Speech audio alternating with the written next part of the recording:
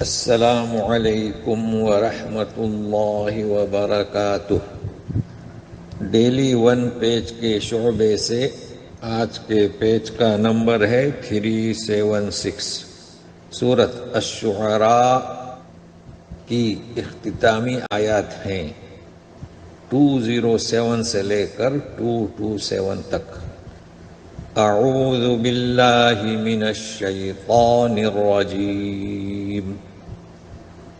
ما اغنى عنهم ما كانوا يمتعون۔ جو کچھ ہم نے انہیں برتنے کے لیے دیا تھا وہ ان کے کچھ بھی کام نہیں آیا۔ تو گزشتہ صفحے سے جڑیے۔ گزشتہ صفحے میں یہ بیان کیا جا رہا ہے کہ ان مجرمین کو ہم نے برتنے کی چیزیں دی، یعنی دنیا میں فائدہ اٹھانے کے مواقع فراہم کیے۔ تو جب ان کا وعدہ پورا ہو جائے گا اور وہاں پہنچ جائیں گے تو ان کی جو برتنے کی چیزیں ہیں وہ کچھ بھی کام نہیں آئیں گی۔ اب اس کے بعد اللہ تبارک تعالیٰ مخلوق کے ساتھ کون سا طریقہ اختیار کیے گئے ہیں وہ بیان کیا جا رہا ہے۔ وَمَا أَهْلَكْنَا مِن قَرْيَةٍ إِلَّا لَهَا مُنذِرُونَ۔ ہم کسی بھی بستی کو ہلاک نہیں کرتے مگر کیا؟ منذرون، یعنی نصیحت کرنے والے، تنبیہ کرنے والے، آگاہ کرنے والے بھیجتے ہیں رسولوں کو، نبیوں کو، اور جب دعوت ان پر پہنچتی ہے، حجت قائم ہوتی ہے، وہ نہیں مانتے، تب پھر ہم ہلاک کرتے ہیں۔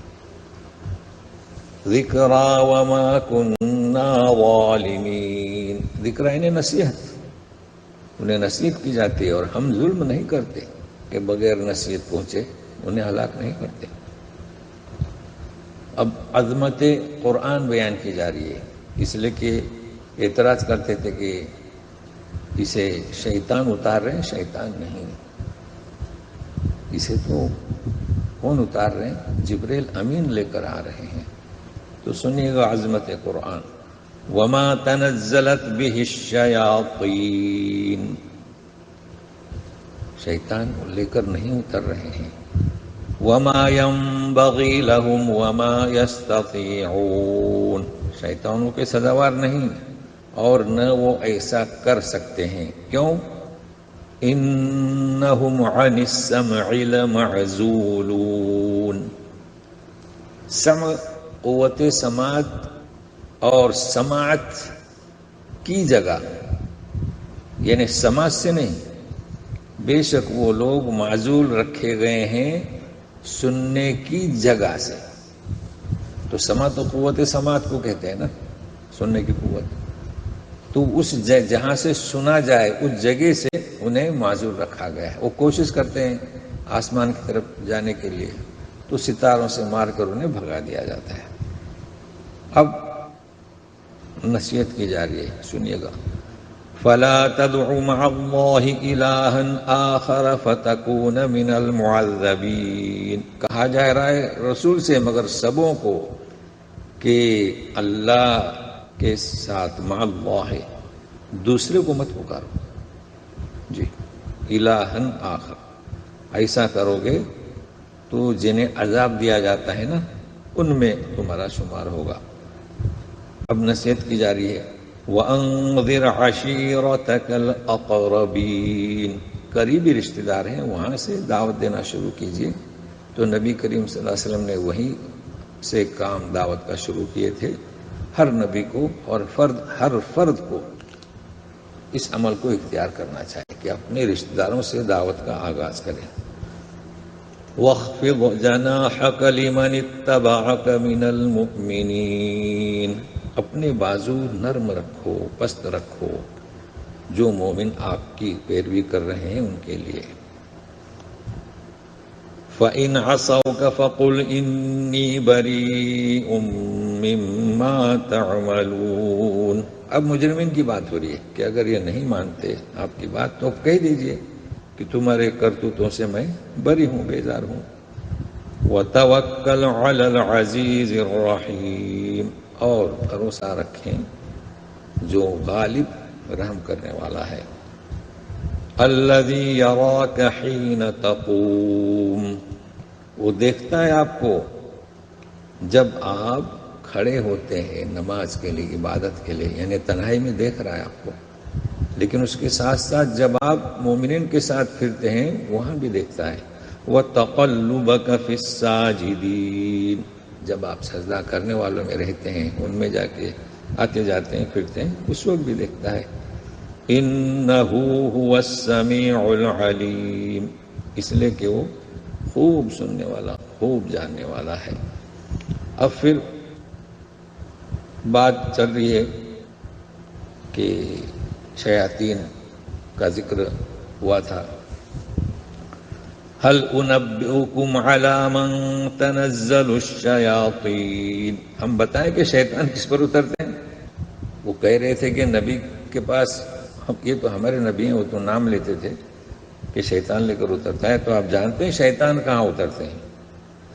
تنزل علی کل افاک اثیم، شیطان جو اترتے ہیں آتے ہیں کس کے پاس؟ جھوٹا گنہگار. تو کہاں جھوٹا اور گنہگار، کہاں یہ رسول نبی کریم صلی اللہ علیہ وسلم.